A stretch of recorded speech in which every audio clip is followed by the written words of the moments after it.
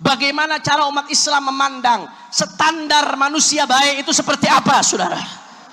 Karena sekarang zamannya medsos, Pak Bu, standar manusia baik, banyak orang standarnya bukan lagi menyesuaikan dengan standar Islam, tapi standar manusia baik, baik yang dimaksudkan oleh Barat, baik yang dimaksudkan oleh platform-platform media sosial, baik yang dimaksudkan oleh orang-orang yang nggak kenal sujud kepada Allah Subhanahu wa Ta'ala. Makanya banyak sekarang orang Islam kalau mau dibilang keren harus ngikutin tren ABC. Sampai urusan ngopi aja, saudara, urusan ngopi umat Islam standarnya diatur. Kalau beli kopi di warung itu harganya 5.000, sama-sama kopi. Tapi di restoran tertentu beli kopi harganya 70.000 segelas, saudara. Padahal sama-sama kopi. Ada jeda 65.000. Apa yang dibeli? Gengsi, saudara. Yang dibeli adalah qimah wahmiyah, standar ilusi yang dibuat-buat oleh orang-orang yang gak beriman kepada Allah. Tujuannya apa? Supaya kita tunduk, supaya kita tidak menjadikan lagi Nabi Muhammad SAW sebagai standar kita, ibadah Allah. Maka kita pulang maulid dari tempat ini, dengarkan apa yang disampaikan oleh Habib Abdullah bin Muhsin Al-Attas. Habib Abdullah mengatakan, wa kullu insanin takunu insaniyatuhu biqadri ma indahu minas sifatil hasanatil matlubah minhu fi syara'.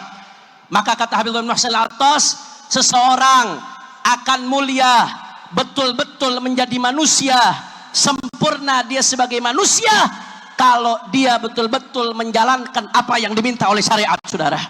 Semakin dia menjalankan apa yang diminta oleh syariat, maka semakin baik dia sebagai manusia. Tapi semakin dia meninggalkan apa yang diminta oleh syariat, maka semakin bobrok dia sebagai manusia. Walaupun followernya banyak, walaupun hartanya banyak, walaupun pengikutnya banyak, tapi kalau tidak taat kepada Allah, taat kepada Rasul, maka berarti dia manusia yang jauh daripada kemuliaan.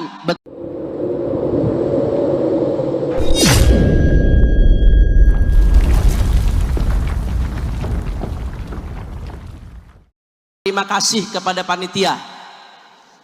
Malam hari ini luar biasa. Maulid di Empang Bogor lebih tertib, lebih teratur, lebih indah. Mudah-mudahan semua panitia yang ikut andil mendapatkan ganjaran sebesar-besarnya dari Allah Subhanahu wa Ta'ala. Yang kedua, saudara, saya di sini bukan mau ceramah. Saya sedikit saja mau membaca daripada ucapan sahibul maqam Al-Habib Abdullah bin Muhsin Al-Attas. Al-Habib Abdullah bin Muhsin Al-Attas adalah lautan ilmu, saudara. Suatu saat Habib Abdullah bin Muhsin Al-Attas ditanya tentang sebuah hadis. Jadi ada hadis yang diriwayatkan oleh Imam Ibnu Katsir di dalam Al-Bidayah wan Nihayah. Habib Abdullah bin Muhsin Al-Attas sempat ditanya tentang sebuah hadis yang diriwayatkan oleh Al-Imam Ibnu Katsir dalam Al-Bidayah wan Nihayah. Beliau ditanya tentang hadis bahwasanya malaikat setelah syaqqus sadr, setelah membelah dadanya Rasulullah sallallahu alaihi wasallam, malaikat melakukan komparasi. Rasulullah dibandingkan dengan 10, 100 ribu dari umatnya, tetap Rasulullah lebih unggul, saudara. Bahkan terakhir malaikat mengatakan, apa kata malaikat? Andai kata Rasulullah sallallahu alaihi wasallam dibandingkan dengan seluruh manusia yang ada dari zaman Nabi Adam sampai hari kiamat, tetap akan lebih unggul baginda Nabi besar Muhammad sallallahu alaihi wasallam. Saudara, Habib Abdullah bin Muhsin Al-Attas ditanya, kenapa itu bisa terjadi, saudara? Kenapa Nabi lebih unggul dari yang lain? Beliau mengatakan, al-murad bil wazni huna al-waznul ma'nawi la al-waznul hissi. Wal ma'na anna insaniyatahu sallallahu alaihi wasallam allati tadammanat alai ilmahu billah wa ma'rifatahu billah وتضمنت جميع الصفات الحسنة المطلوبة من الإنسان bikamaliha la tuwazinuha insaniyatu ghairihi minan nas. Fahuwa sallallahu alaihi wasallam al-insanul kamilul jami'u lil kamalati kulliha.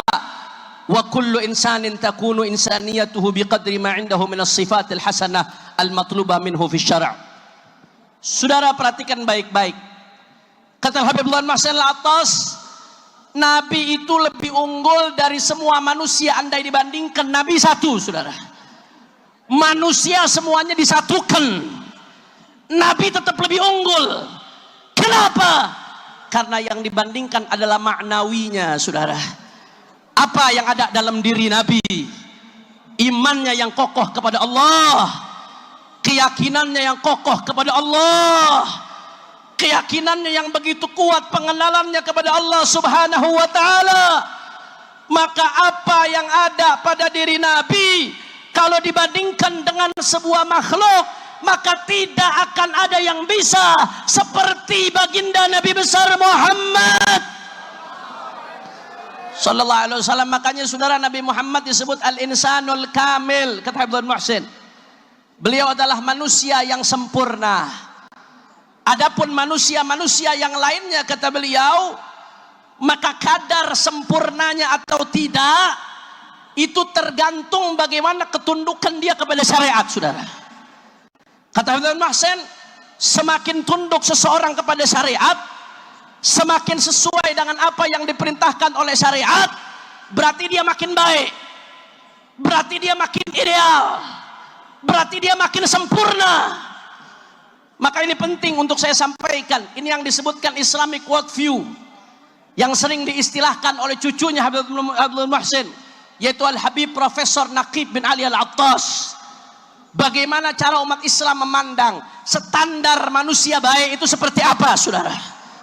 Karena sekarang zamannya medsos, Pak Bu, standar manusia baik, banyak orang standarnya bukan lagi menyesuaikan dengan standar Islam, tapi standar manusia baik yang dimaksudkan oleh Barat, baik yang dimaksudkan oleh platform-platform media sosial, baik yang dimaksudkan oleh orang-orang yang nggak kenal sujud kepada Allah Subhanahu wa ta'ala. Makanya banyak sekarang orang Islam kalau mau dibilang keren harus ngikutin tren ABC.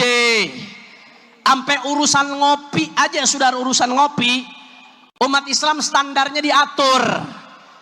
Kalau beli kopi di warung itu harganya 5.000, sama-sama kopi. Tapi di restoran tertentu beli kopi harganya 70.000 segelas, saudara. Padahal sama-sama kopi.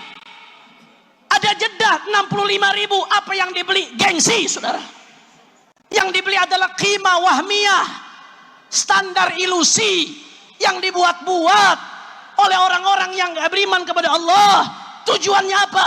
Supaya kita tunduk, supaya kita tidak menjadikan lagi Nabi Muhammad SAW sebagai standar kita ibadah Allah. Maka kita pulang maulid dari tempat ini, dengarkan apa yang disampaikan oleh Habib Abdullah bin Mahsin al-Attas. Habib Abdullah mengatakan, wa kullu insanin takunu insaniyatuhu biqadri ma indahu minas sifatil hasanatil matlubah minhu fi syara'. Maka kata Habib bin Mahsin al-Attas, seseorang akan mulia, betul-betul menjadi manusia, sempurna dia sebagai manusia kalau dia betul-betul menjalankan apa yang diminta oleh syariat, saudara. Semakin dia menjalankan apa yang diminta oleh syariat, maka semakin baik dia sebagai manusia. Tapi semakin dia meninggalkan apa yang diminta oleh syariat, maka semakin bobrok dia sebagai manusia. Walaupun followernya banyak, walaupun hartanya banyak, walaupun pengikutnya banyak, tapi kalau tidak taat kepada Allah, taat kepada Rasul, maka berarti dia manusia yang jauh daripada kemuliaan. Kamalu insaniyatihi mutlaqan. Nggak ada manusia yang kesempurnaannya mutlak. Yang kesempurnaannya mutlak hanya baginda Nabi besar Muhammad sallallahu alaihi wasallam. Adapun selain Nabi Muhammad, maka tingkat kesempurnaannya berbeda-beda sesuai dengan kadar ketaatannya kepada Allah. Kata Habib Abdullah bin Mahsin al-Attas, yang paling tinggi kesempurnaannya adalah para nabi dan para rasul. Setelah para nabi dan para rasul, yang paling tinggi kesempurnaannya adalah para wali-wali orang-orang soleh. Setelah itu baru orang-orang beriman. Jadi kadar orang yang ideal, manusia yang baik, bukan diukur dengan tren yang ada di tengah-tengah manusia. Kalau tolak ukurnya yang mana yang tren itu yang diikuti, Allah menyatakan dalam Al-Quran, wa in tuti aktsar man fil ardi yudilluk an sabilil mu'minin. Kalau cuma ikut-ikutan apa yang ada di tengah manusia, maka kita akan melenceng dari jalannya orang-orang beriman. Masya Allah, tabarakallah. Kita doakan mudah-mudahan guru saya Buya Al-Habib Zain bin Hasan Bahurun, Allah kasih panjang umur, sehat walafiat, dijaga oleh Allah subhanahu wa ta'ala, dimudahkan segala urusannya, amin ya rabbal. Lanjut. Jadi tolak ukur seorang dikatakan baik, jelas tolak ukurnya adalah peneladanan kepada baginda Nabi besar Muhammad sallallahu. Maka pulang dari tempat ini yang mesti kita jadiin tolak ukur, saudara. Semakin kita meneladani Nabi Muhammad, semakin baik. Semakin taat sama aturannya Nabi Muhammad, makin baik. Semakin menjauhi larangannya Nabi Muhammad, semakin baik. Ini tolak ukur standar kehidupan bagi manusia. Tapi sebaliknya, sebanyak apapun uangnya, setinggi apapun jabatannya, sehebat apapun popularitasnya, kalau jauh dari ajaran Nabi Muhammad SAW, maka semakin jauh daripada standar kebaikan. Na'udzubillah min. Maka oleh karena itu, keluar dari tempat ini, mari kita jadikan standar kebaikan di tengah-tengah keluarga kita bukan lagi trending topik, bukan lagi yang mana yang FYP, bukan lagi yang mana yang keren di mata orang-orang yang jauh dari Allah subhanahu wa ta'ala, tapi standar kebaikan di tengah-tengah kita, apa yang dianggap baik oleh Allah, oleh Rasulnya, oleh baginda Nabi Muhammad, oleh para wali, oleh orang-orang soleh, itu yang mesti kita jalankan di tengah-tengah keluarga kita. Semakin kita jalankan, maka akan semakin baik keluarga kita, saudara. Kira-kira sampai sini jelas atau tidak? Maka saya mau tanya orang Bogor yang hadir semuanya, siap taat kepada Allah? Orang semangat, kurang kompak, siap taat kepada Allah? Siap taat kepada Nabi? Siap jadikan Rasulullah sebagai standar kita? Siap jadikan Nabi Muhammad sebagai tolak ukur kita?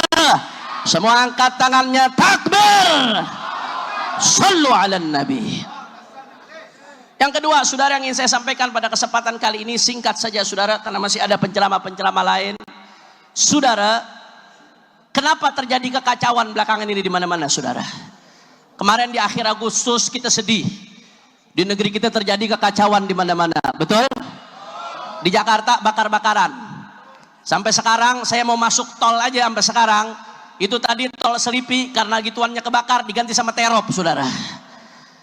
Bakar-bakaran di Jakarta, bakar-bakaran di Surabaya, bakar-bakaran di Makassar, bakar-bakaran. Kenapa ini bisa terjadi? Kenapa rakyat marah seperti ini, saudara? Saya mau tanya, jawab yang jujur. Orang Bogor lihat negeri kita kacau seperti itu, sedih atau tidak? Prihatin atau tidak? Kita nggak pengen negeri kita kacau, saudara. Tapi kita jangan hanya sibuk memadamkan asap. Apa yang terjadi itu ibarat asap. Kalau nggak ada api, nggak ada Kenapa ada asap? Karena ada Kalau mau hilangkan asap, matikan sumber apinya. Betul, betul. Sekarang apa sumber apinya, saudara?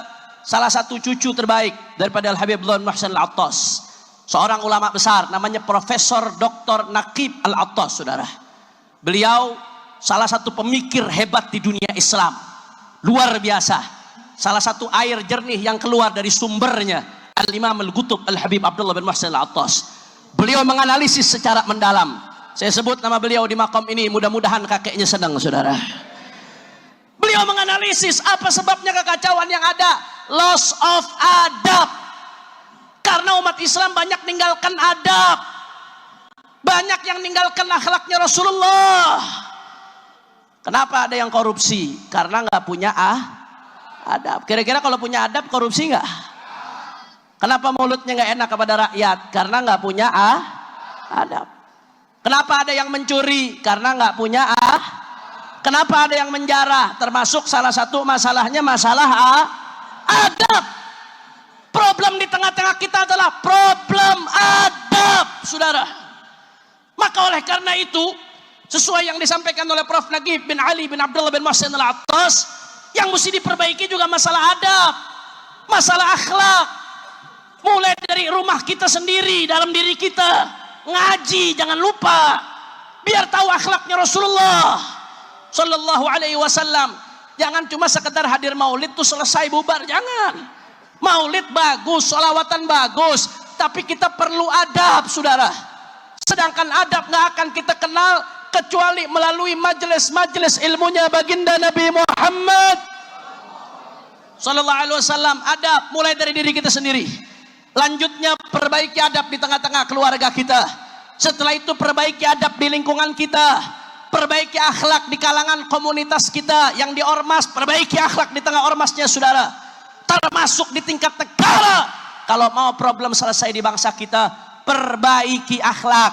Makanya para pendiri bangsa kita udah mengatakan dalam lagu Indonesia Raya, bangunlah, bangunlah jiwanya, bangunlah badannya. Jiwa dulu mesti dibangun, baru badan. Akhlak mesti diperbaiki, saudara. Betul atau tidak? Betul atau tidak? Makanya Rasulullah Sallallahu Alaihi Wasallam yang kita rayakan maulidnya diutus untuk apa? Innama bu'itsu liutammima makarimal akhlak. Nabi diutus untuk menyempurnakan akhlak. Tidak ada solusi lain untuk segala kebobrokan adab kecuali dengan revolusi mulai dari diri kita sendiri. Ngaji, saudara. Semuanya, rakyatnya harus ngaji, pejabatnya harus ngaji, pengusahanya harus ngaji, supaya tahu bagaimana ilmunya Rasulullah Sallallahu Alaihi Wasallam. Kalau sudah tahu, tinggal belajar untuk mengamalkan, saudara. Kalau sudah diamalkan, kalau sudah beradab, nggak mungkin korupsi. Kalau sudah beradab, nggak mungkin nipu. Kalau sudah beradab, nggak mungkin nyakitin rakyat. Kalau sudah beradab, nggak mungkin mengabaikan amanah. Kalau sudah beradab, nggak mungkin bikin kekacauan di tengah rakyat, saudara. Betul atau tidak? Betul atau tidak? Makanya saya mau tanya, semua jawab yang kompak. Masyarakat Bogor, siap revolusi akhlak? Yang kompak, kurang semangat. Siap revolusi akhlak? Siap revolusi akhlak? Siap perbaiki akhlak mulai dari diri kita sendiri? Siap revolusi akhlak di tengah keluarga kita? Siap revolusi akhlak di lingkungan kita? Siap revolusi akhlak di negara kita? Semua angkat tangannya, tak